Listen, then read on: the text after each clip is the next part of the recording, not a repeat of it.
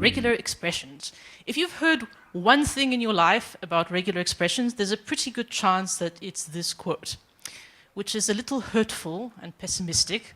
Regular expressions do have a somewhat bad reputation because they are this really great hammer that make everything look like a nail, including screws and light bulbs and kittens. But, you know, sometimes you really do have a nail, and it's totally okay to hit it with a hammer, so I think it's a little unfair to discard this tool entirely. What are regular expressions? They're essentially a mini language that you can use to detect patterns in text. If you have some kind of body of text and you want to find certain substrings, certain sequences of characters, oh look, there's a thing that I can look at, which is right here, that's awesome. Yeah, so you can use them to search for substrings or do search and replace, and split strings according to some kind of delimiter. And you may have, if you use the Unix command line, you've probably encountered grep, which is for searching, set and org, which can sort of, they're kind of like line editors that you can use on text files. And a lot of text editors have some kind of regular expression mode in the search and replace dialog, sometimes hidden away somewhere where only like massive nerds can find them. And regular expressions are not specific to any single programming language. Most programming languages have some kind of implementation. Sometimes they're built right into the language syntax. Sometimes they're built in libraries. Sometimes you have to like load an external library. But basically, if you've learned them once, you can use them anywhere. There are some minor differences in the syntax implementations, but there are basically some standards. And sometimes you need to like escape or not escape different characters. And you can usually switch modes. So basically, it's like pretty universal once you've learned them in one place. Why would you want to use regular expressions in Python in the first place? We have string methods. We have find and replace and split, and we can use all these things on text. But these are relatively simple methods which are mostly designed for fixed patterns. So if you know that you're always going to be looking for sh, or you're always going to be using dogs and cats, or you have like a perfectly predictable string where the delimiter is always going to be a comma or a space or something, then you don't need regular expressions. You can just use the built-in methods, which are perfectly fine. The problem is, what happens when this isn't a constant string pattern? What happens if you want to find anything that starts with a certain letter, or starts with some letter and ends with another one, or every three-letter word, or stuff like this? You can't really use these methods in the same way. Some of them have basic functionality for variation, like the default strip will strip off any white space and that kind of thing, but they're not really designed for this kind of advanced text processing. So this is where you probably want to reach for regular expressions.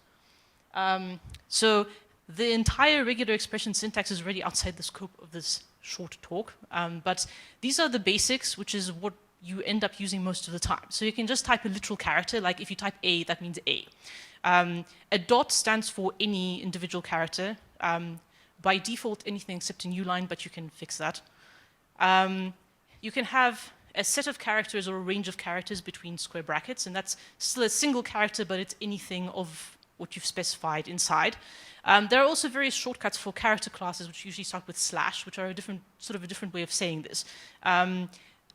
So, for example, /d is any digit. There are also character classes for white space, not white space. There's one for word boundary. There are various, yeah, if you're writing like proper regular expressions in your code, you should really look into the character classes because they do things like smart handling of Unicode. If you use like the A to Z range, I think that's literally the A to Z ASCII range. If someone has an accent in their name and you're using that, you're going to have a problem. But in these slides, I've generally used the explicit character class, like the explicit character range, just because it's clearer to see. But in your own code, you should probably use the ones with slashes. So then there are various characters which modify the character immediately before. So this is how you say how many of some character you want to match. So question mark means previous character 0 1 times. Star is 0 more times, plus is 1 or more times, and then you can specify like a specific number. And also important are parentheses, round parentheses, which you use to capture parts of the pattern so that you can do some stuff with it later. The regular expression, well, the re module in the standard library is the standard module for doing regex in Python. So there are some common used functions for match and search. Sub is for search and replace, find all is for finding all instances, and split is for splitting. There's also a couple of other functions which are more obscure, which are left to the interested reader. in general, you specify regular expressions as strings, but you can use raw strings in Python to avoid escaping backslashes if you're using lots of those backslash character classes, so you don't have like leaning toothpick syndrome.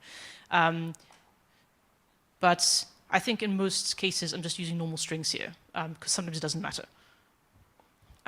So match and search, this is what you use to find a substring in a bigger string. The difference between them is that search will find that string anywhere in your string, but match will search from the beginning, but you can still have some stuff at the end. And both of these functions will return a match object if it does match, and none if it doesn't match. And sometimes you just want to use this as a Boolean result, does this match or not? But sometimes you want more information about how it matches and some more data. So I hope you can all see this code. I think it's reasonably big. Yeah, so you can, as you can see, the match, I'll speak more about the match object now, but that contains essentially information about like what kind of match you have. So in this particular case, it would print just the string that matched, which would be cuttlefish. So a match object stores various kinds of information about the match and gives you some methods that you can use to access it. There's a whole bunch of them. They're very interesting, but the one that I'm going to talk about mainly is how to extract bits of your pattern that you've designated as like special. So in this case, if you, we've put parentheses around like the bit before fish. We want to know what the bit before fish is.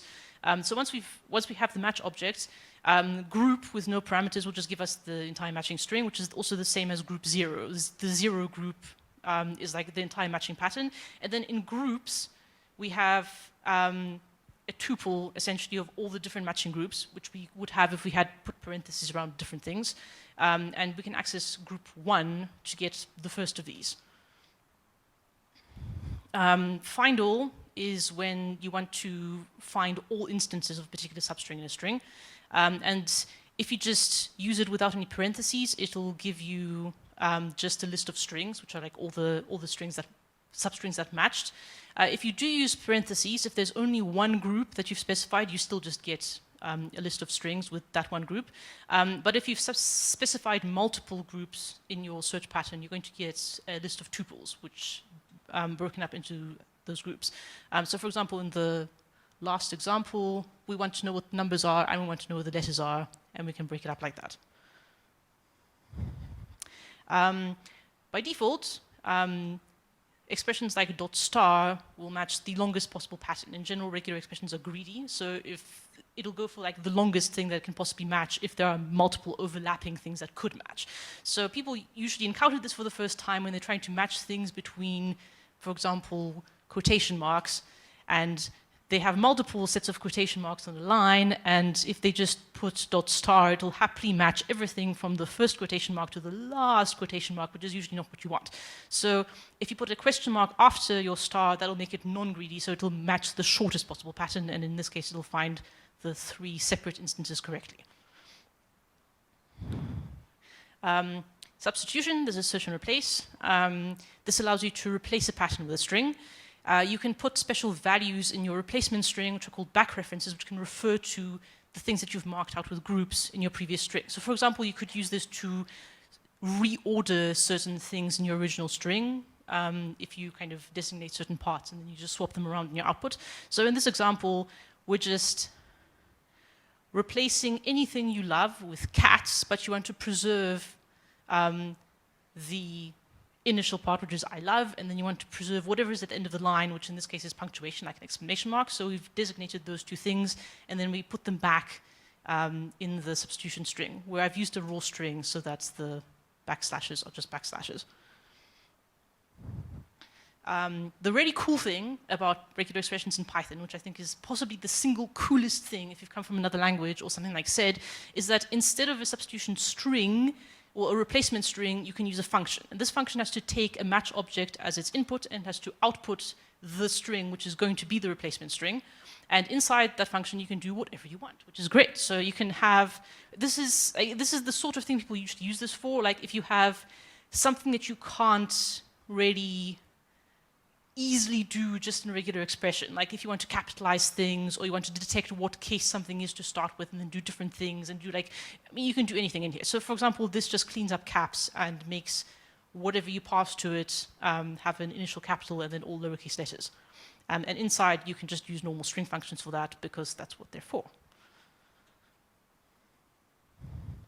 And split allows you to split a string within consistent delimiters, and it returns a list of strings, which are the split strings, and if you want to keep the delimiters or parts of the delimiters, you can put them in parentheses to capture them. So in this example, we have this horribly, horribly messy list which uses spaces, sometimes semicolons, sometimes commas, and like random numbers of spaces. And what we want to know is, was there a comma or a semicolon, and what was it, and what's the list? So here I've put the parentheses only around the comma or semicolon, and I discard the spaces because I don't care. And yeah, as you can see, it gives me both the delimiters in the bottom example and the split words. And in the first example, it's just the words themselves. There are various flags that you can use, which will modify how the default behavior works. So ignore case is, there are short versions of all of these flag names. I've just used the full names, but like they're also like, I think I, M, I think D, and then verbose is X or something.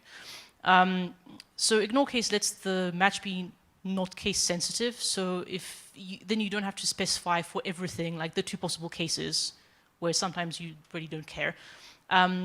Multiline, so I haven't discussed the caret and dollar characters, but they're the beginning and end of line characters, and by default, they apply to the entire string in Python. So even if you have new lines, it'll treat the entire string as a single line. But multiline essentially forces the engine to treat each line separately. So you can do kind of line-by-line parsing, like you might do in something like sed. .all lets new lines be treated as a normal character. So it makes the dot stand for anything, including a new line, where by default it excludes the new line. So kind of dot normally only works within lines. And verbose is quite a cool thing, which lets you lay out long regular expressions cleanly. It lets you essentially expand the string onto multiple lines, and it ignores white space on the edges, essentially, and lets you put in comments, and also ignores the comments. So it can make a really ugly, gigantic regular expression look slightly less ugly if you go to the effort of kind of reformatting it. And there's a single flags parameter in all of the functions. It usually comes kind of towards the end, and there's a one parameter, but all the flags are bit masked, so you can combine them with or, well, with the pipe character. You can also compile regex objects. This is something you might want to do if you have the same regular expression and you're using it like a million times. You may as well compile it. Apparently there's like caching, which makes this not hugely important all the time, but there's no reason not to do it. All of the module level functions have equivalents on the actual regular expression object. Obviously, just the regular expression string parameter is discarded, and then the other parameters I think are always like in the same order. So how do you write a good regular expression? There is seldom a single correct answer to what regular expression do I use to match this thing, because there are many different regular expressions that could match it, going from a very general one like dot star to like super, super specific. And in general, you want to be specific enough that you only match what you want to match, but you don't want to be so specific that you're unnecessarily discarding valid options that you have no reason to discard. And this depends very much on your input, what your input is like, how regular is it, how well can you predict what your input is your input going to change in the future, is your input made by a person or is it output from another program? So for example, how do you match an email address?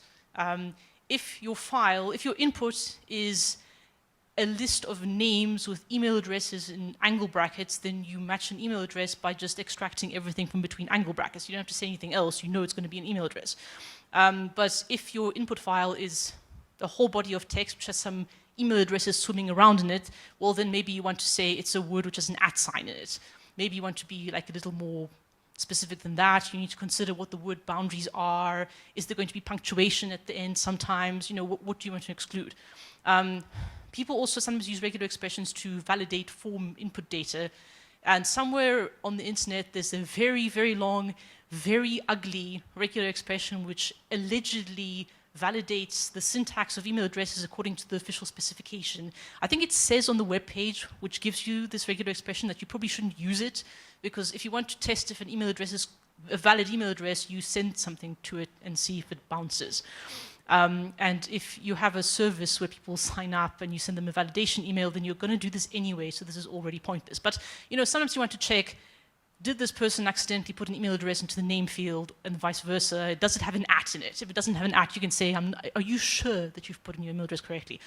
But as I'm sure some of you have encountered previously web forms that discard email addresses with a plus in the username, which are perfectly valid and totally work and are very useful, like anti-spam tools, but some overzealous web developer has obviously put in a very clever regular expression which says that you're not allowed to have a plus in here, so it's not valid, which is very annoying. So it's possible to overdo this.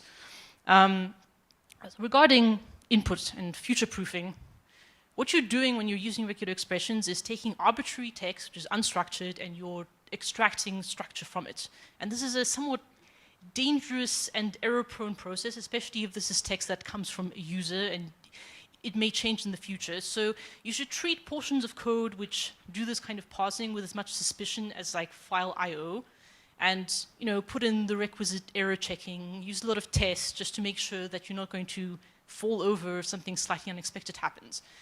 It's pretty easy to check, obviously, if the regex doesn't match at all, because you're going to start using a none, like a match object, and it's going to complain. But it's much more difficult to tell if your regex is matching, but it shouldn't be, and you're getting garbage later on in your code, and you might only realize like sometime later. So use a lot of tests, and try to think about how your input might change in the future, and make sure that you're being a little bit future-proof. Some pitfalls in the use of regular expressions. I've seen some regular expressions that like literally take an entire page, like a whole monitor screen. If you're writing a regex and it is wrapped around your entire text editor 10 times, I think you've made some poor life choices that you should reconsider. But this sometimes happens for a good reason, or at least a not entirely stupid reason. Sometimes people work with frameworks that they haven't written themselves, and the framework has some kind of filter functionality, and there's a place where you can put in an arbitrary regular expression, but you're only allowed one at a time. So you have to cram everything into a single expression, which it gets a bit ugly. In general, if you're writing the code yourself, there's no reason to write super complicated repeating patterns with like repeating patterns inside repeating patterns, because you can start off by splitting up, the big thing, and then you take the little things and you write separate regular expressions to split them up, and you can write things in a nicer, more sensible way. And I've very seldom personally found the need to write a really long and really elaborate regular expression. Like 90% of the time, I use 10% of the syntax. If you absolutely have to write a long, gigantic, hideous thing like this, do please investigate using the verbose flag to make it look nicer so people can actually read it. Parsing XML with regex, don't do it. There are XML parsers. There are lots of them. You have like 10 to choose from or something. You can use regular expressions on the actual text that you get out of the parser at the end. But sometimes you have a bunch of HTML files and you just want to extract the titles, and you know that there's going to be title tag, a title, and a closing tag, and nothing weird is going to be in there. And it's really almost just like text. There's no reason not to just use regex. You can do it. You're allowed to, but just don't tell anyone, because they'll only be upset. And some references. The regular expression module documentation is pretty comprehensive. It does also have a good overview of the syntax, so it's kind of like your one-stop place for regular expressions in Python. And it's got pretty detailed examples and descriptions of all the functions, so I recommend that. There is also a new third-party library, which is, I think, intended as an eventual replacement of the remodule, which has like fancier handling of various kinds of Unicode stuff, and more options. There's more stuff in it. It looks very cool. I haven't really looked into it in detail, but if there's an option you're missing, then you might want to look at that. Regularexpressions.info is a massive page all about regular expressions, which isn't Python specific, but if you want to know syntax stuff, then you might want to check that out. And there are various kind of web sandboxes where you can test out regular expressions on the fly. And pythex.org is one of them. There's like a whole bunch of other ones. So yeah, if you just want to play around and see, test out your regular expressions in a more kind of nice interactive way, then you might want to check that out. And that is the end of my talk.